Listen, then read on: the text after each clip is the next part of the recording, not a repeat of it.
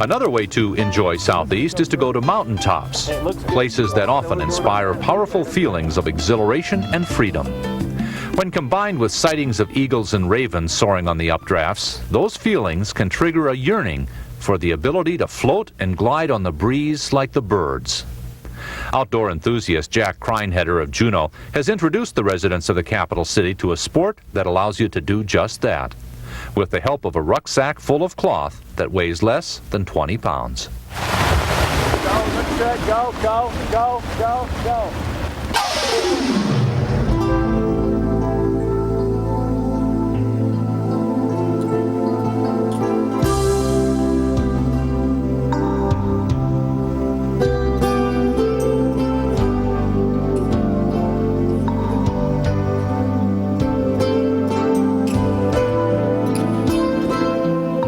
The saying is that paragliders are dangerously easy to fly because they're really simple. It's easier than skiing or riding a bike or just about any of those sports.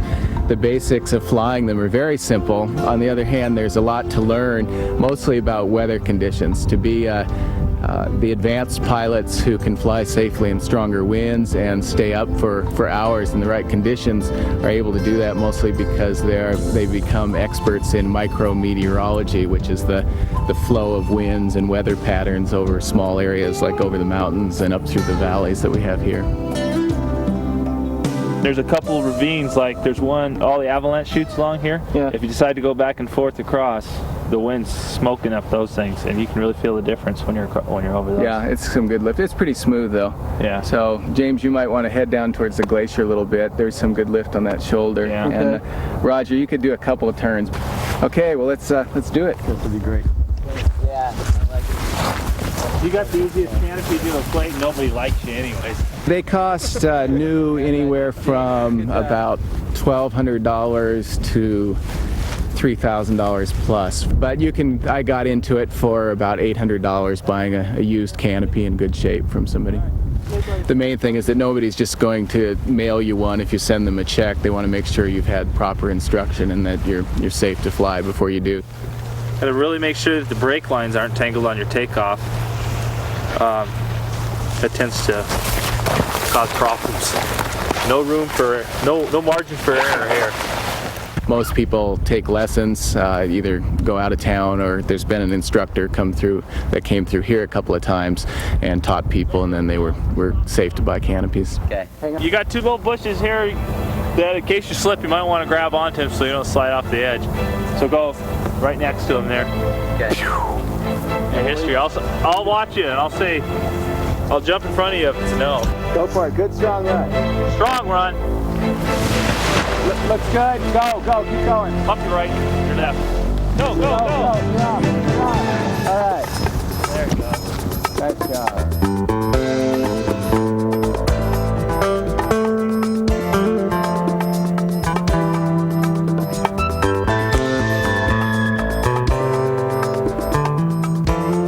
The terrain is a big factor also in flying safely. Definitely elevates the risk to be flying off, launching off a sheer cliff, something like that, where there's no margin for error.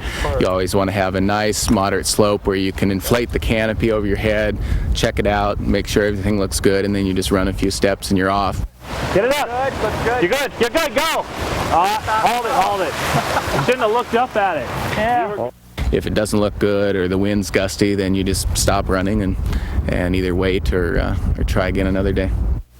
Okay, what we'll try and do now, there should be just barely enough wind to pop the canopy up over our heads and do what they call static flying or kiting.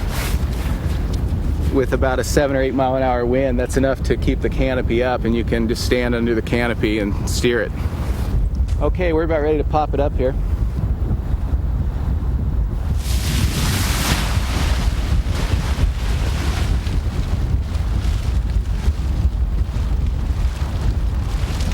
So you steer the canopy with the brake lines here.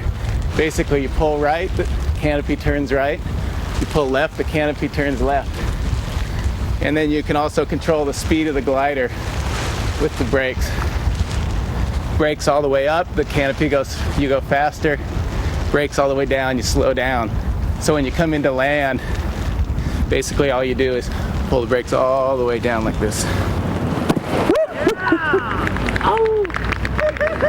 Landings are real easy as far as just flaring out and touching down. With a little practice you can get into a spot, land within 10 or 15 feet of your target almost every time.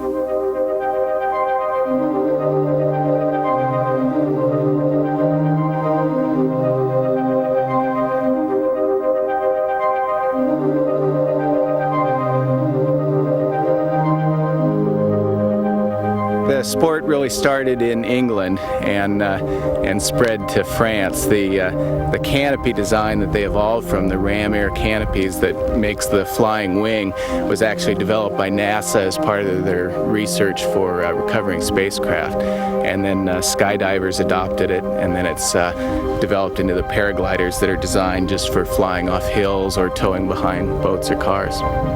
And now it's becoming a very popular sport around the world. The last I heard, there were over 100,000 people doing it around the world, about 60 or 70,000 in Europe and 20,000 in Japan, and the rest scattered all over the rest of the world. It's just getting popular now in the U.S. In the last couple of years. It's really taken off.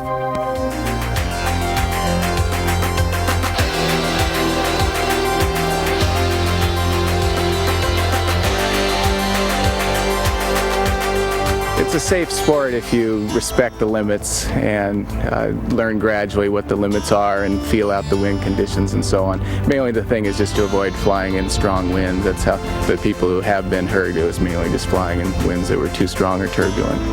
The maximum speed of the paraglider varies, but usually is only about 25 miles an hour, so you always have to be cautious of stronger winds, or obviously you'd end up going backwards, which isn't a good thing to be doing.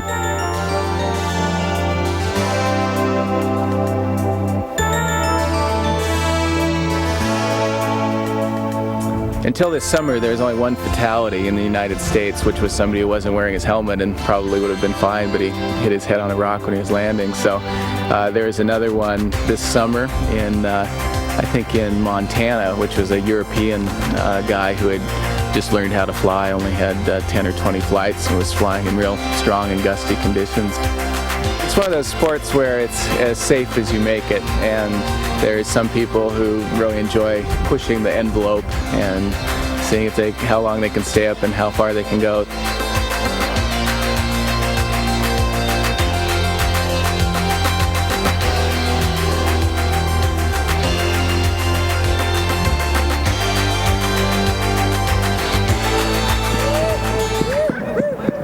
Go for the parking lot, Bruce. Right on, brother. Woo. All right.